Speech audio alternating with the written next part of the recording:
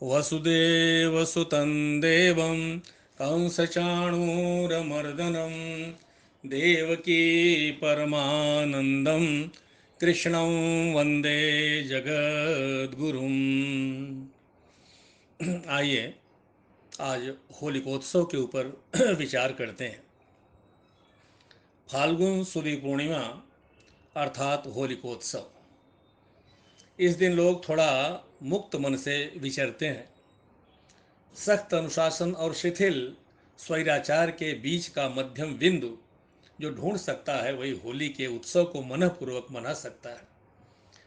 होली का उत्सव वसंत के आगमन के स्वागत का उत्सव है, परंतु वसंत के वैभव में भी संयम का सूत्र नहीं भूलना चाहिए।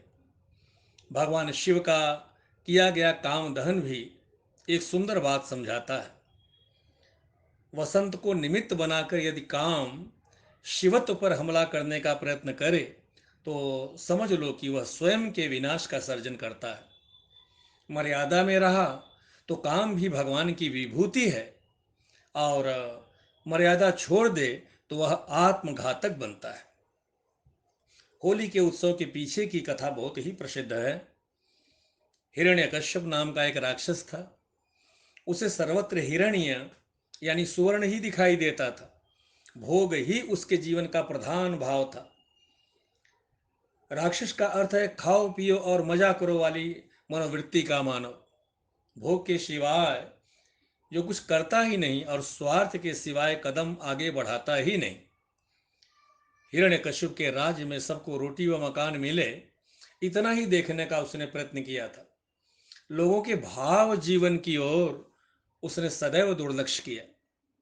स्वयं को भगवान समझने वाला वह दूसरे भगवान को कैसे स्वीकार करता। कीचड़ में कमल की तरह उसके यहाँ प्रहलाद जैसे भक्त पुत्र का जन्म हुआ।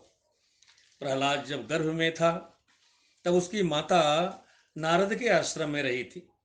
वहां के संस्कारों का प्रभाव प्रहलाद पर पड़ा था। प्रहलाद का अंतःकरण भगवत भक्ति से पूर्ण था। उसके पिता ने उसे बदलने के लिए अनेक प्रयत्न किए, परंतु निष्ठावान बालक को बदलने में वह असफल रहा। इसके बाद उसको मार डालने के प्रयत्नों में उद्यत हुआ। प्रहलाद का ईश्वरवाद यदि सर्वत्र फैल जाएगा तो भोगवाद के आधार पर खड़े हुए उसके राज्य में खलबली मच जाएगी। असुर वृत्ति का पिता लड़के की ऐसी बात कैसे सच सके। प्रहलाद को मार डालने के अनेक प्रयत्नों में एक प्रयत्न यह था कि उसे जीवित ही अग्नि में जला दिया जाए। प्रहलाद अग्नि में से उठकर भाग न जाए, इसके लिए उसकी बुआ की गोद में उसे बिठाया गया। उसकी बुआ हिरण्यकश्यप की बहन होलिका को वरदान मिला था कि अगर वह सद्वृत्ति के मानव को हैरान नहीं करेगी तो अग्नि उसको नहीं जला सकेगी। अपने भाई के आग्रह के कारण होलिका प्रहलाद को गोद में लेकर अग्नि में बैठने को तैयार हुई। परिणाम जो होना था वही हुआ। होलिका जलकर भस्म हो गई, जबकि सद्वृत्ति वाला ईश्वर निष्ठ प्रहलाद हंसता खेलता बाहर आया। प्रहलाद छोटा था। दुनिया में सद्वृत्ति के लोग अल्प संख्या में ही होते हैं, परंतु वे अगर सन्निष्ठ हो, प्रभुनिष्ठ हो, तपस्वी तथा क्रियाशील हो तो व्यापक असद्वृत्ति भी उनको स्पर्श नहीं कर सकते। ऐसा अनुपम संदेश होली का उत्सव हमें देता है। अब प्रश्न यह आता है, जिस होलिका ने प्रहलाद जैसे प्रभु भक्त को जलाने का प्रयत्न किया, उसका हजारों वर्षों से हम पूजन किस लिए करते हैं। होलिका पूजन के पीछे एक दूसरी बात का सूचन है। जिस दिन होलिका प्रहलाद को लेकर अग्नि में बैठने वाली थी, उसी दिन नगर के सभी लोगों ने घर घर में अग्नि प्रज्वलित कर प्रहलाद की रक्षा के लिए अग्निदेव से प्रार्थना की थी। लोक हृदय को प्रहलाद ने कैसे जीत लिया था, यह बात इस घटना में प्रतिबिंबित होती है। अग्निदेव ने लोगों के अंतःकरण की प्रार्थना को स्वीकार किया और लोगों की इच्छा के अनुसार ही हुआ। होलिका नष्ट हो गई और अग्नि की कसौटी में से पार हुआ। प्रहलाद नरश्रेष्ठ बना। प्रहलाद को बचाने की प्रार्थना के रूप में प्रारंभ हुई घर घर की अग्नि पूजा ने कालक्रमानुसार सामुदायिक पूजा का रूप लिया और उसमें से ही गली गली में होलिका की पूजा प्रारंभ हुई।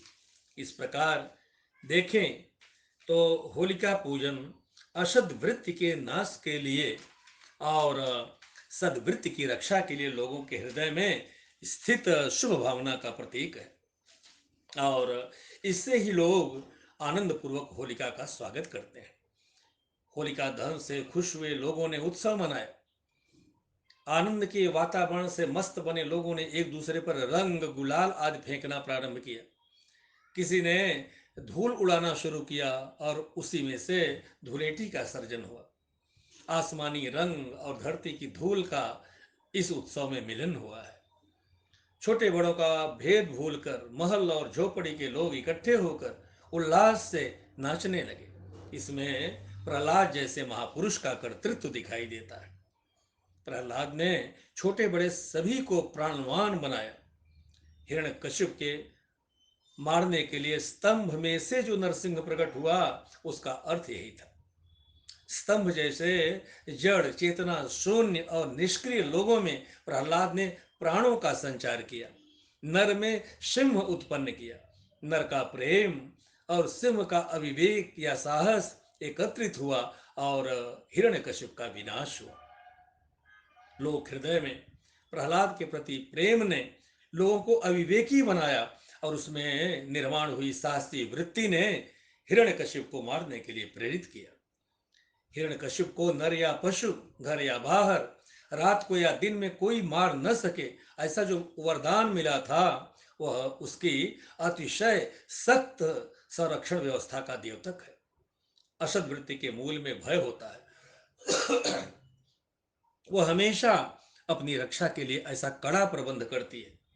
परंतु जनमानस में जागृति निर्माण होने के बाद इस विराट नरसिंह के सामने असद वृत्ति को झुकना ही पड़ता है। जन जागृति और जन संगठन के सामने दुष्ट वृत्ति का पराभव होता है। यह बात होली हमें समझाती है। होली में केवल निकम्मी चीजें या कूड़ा ही नहीं अपितु हमारे जीवन में हमें हैरान करने वाले गलत विचार तथा मन के मैल या कूड़े को भी जलाना चाहिए।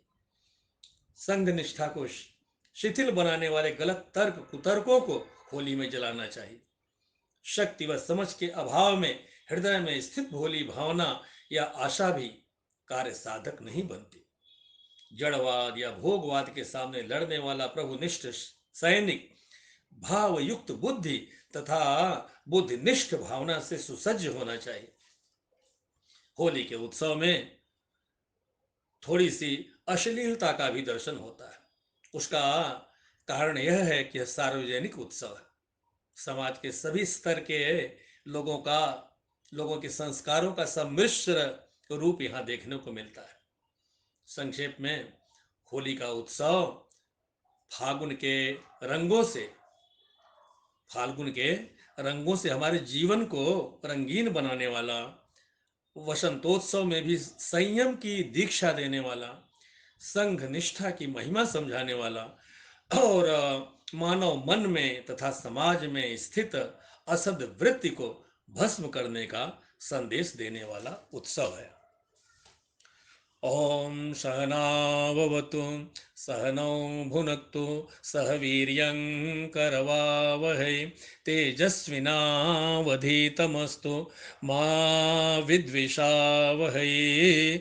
ओम शांति शांति शांति।